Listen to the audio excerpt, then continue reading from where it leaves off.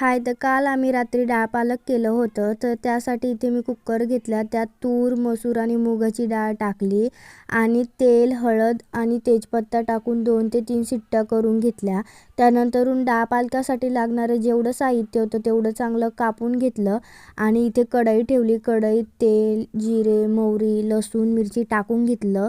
कांदा टाकून घेतला, चांगलं ते मिक्स करून घेतलं, परतून घेतलं. मग टमाटर टाकलं, त्यात हळद, घरचा मसाला, धना पावडर टाकून घेतला आणि मिक्स केलं. कोथिंबीर टाकली आणि थोडंसं पाणी टाकून घेतलं कारण की ते जळू नये म्हणून. त्यानंतरून पालक टाकून घेतली, मिक्स करून घेतलं आणि शिजवलेली जी डाळ होती ती कढईत टाकून घेतली आणि मिक्स केलं. मिक्स केल्यानंतरून तुम्हाला ज्या पद्धतीने कमी जास्त पातळ घट हवं आहे त्या पद्धतीने तुम्ही पाणी टाकून घेऊ शकता. मला इथे पातळ हवं होतं थोडंसं, त्यामुळे थोडंसं जास्त पाणी टाकलं होतं. मीठ टाकलं आणि वरतून कोथिंबीर टाकून घेतली आणि 5 ते 6 मिनटासाठी झाकण ठेवून चांगलं शिजवून घेतली डाळ. त्यानंतरून इथे तेल चांगलं कडकडीत असं गरम केलं होतं आणि त्यात लसूण टाकून घेतला आणि चांगला लाल होईपर्यंत तळून घेतला. त्यानंतरून काश्मीरी लाल मिरची पावडर टाकली आणि तडका डाळीवर टाकून दिला.